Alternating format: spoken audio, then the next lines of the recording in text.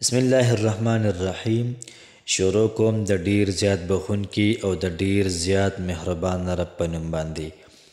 السلام علیکم ورحمت الله وبرکاته.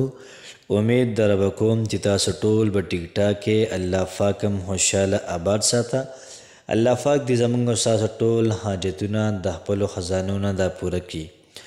نن چې کوم زموږ ټاپک دی د تراویح حوالې سره دی چې څنګه سړی په جماعت کې تراویح کوي، نو آیا زنانه به په کور کې تراویح کوي او که به نه کوي.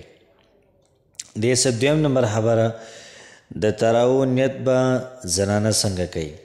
دغه رنګې دوه رکعاته تراویح به کوي که نو څلور رکعاته تراویح به کوي. دغه رنګې څلور رکعاته تراویحو کې بیا د هغې نه بعد څه ذکر مکر کوي که نو، او دغه رنګې تراویح کې به کوم صورتونه وایي. انشاءالله العزیز دا مکمل تفصیل ستاسو خدمت کې را پیش کولی شي. راځئ چې زه لومبنۍ خبرې طرف ته. زموږ لومبۍ خبره دا وه چې زنانه به تراویح کوي که به نه کوي.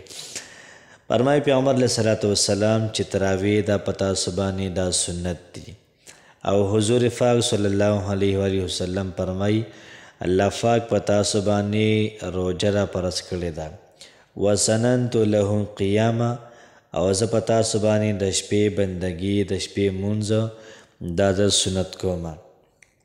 نو یاد ساتئ که نارینه دی که زنانه ده، نو دغه رنګې تراویح د دواړو دپاره یو شان د پیغمبر علیه صلات وسلام سنت طریقه ده. نو سړی به هم تراویح کوي، دغه رنګه زنانه دوی به هم تراویح کوي.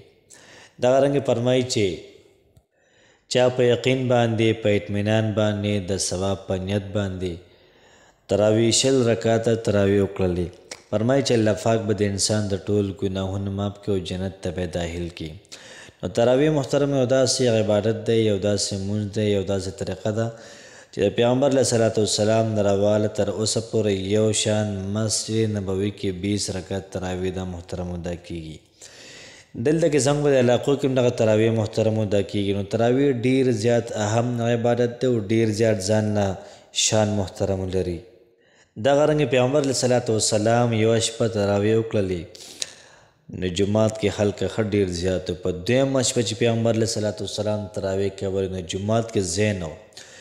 نو چې په درېیمه شپه پیغمبر علیه صلات وسلام تراویح وکړې، نو د جومات د غاړو ته هم خلک ولاړو، بار هم خلک ولاړو.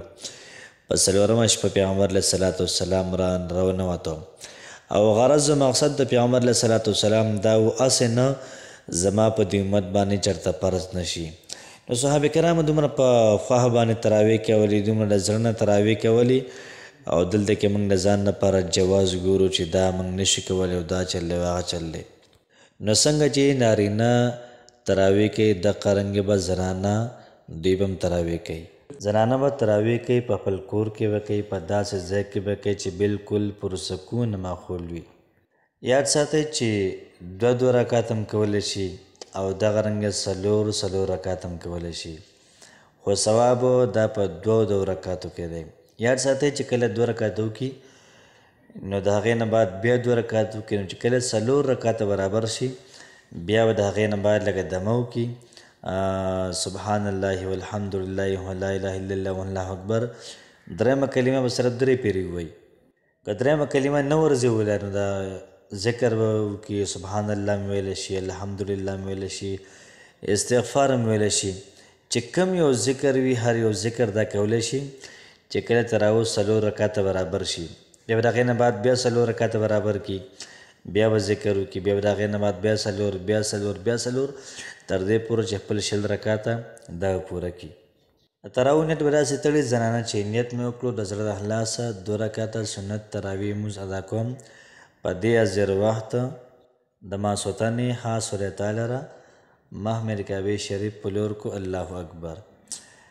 دلته کو تاسو خیال وکړئ نیت په زړه کې هم ټیک دی، خو موږ دا وایو چې که نه چې په خوله باندې نیت وکړي، نو د زړه او د خوله خبره دغه رنګې د خولې خبره دا یو شانتې شي. پکار خو دا وه چې زموږ زنانو ته ډېر زیات صورتونه یاد دي، په مختلفو صورتونو باندې تراویح کوي، بالکل دا ټیک دی. وروسته به نه راځي. مطلب دا شو که نه چې په یو رکعت کې علم تر کیف صورت وی، سورة الفیل وی، نو په دویم رکعت کې به لإیلاف قریش وی، نو دغه رنګ وروسته راتګ به پکې نه وي او مخکې ځئ.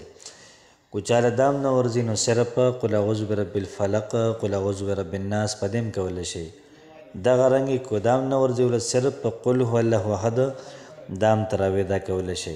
یاد ساتئ چې څومره تاسو تراوی په مختلفو صورتونو باندې کوي ان شاء الله العزیز ثواب پکې دا ډیر زیات وي.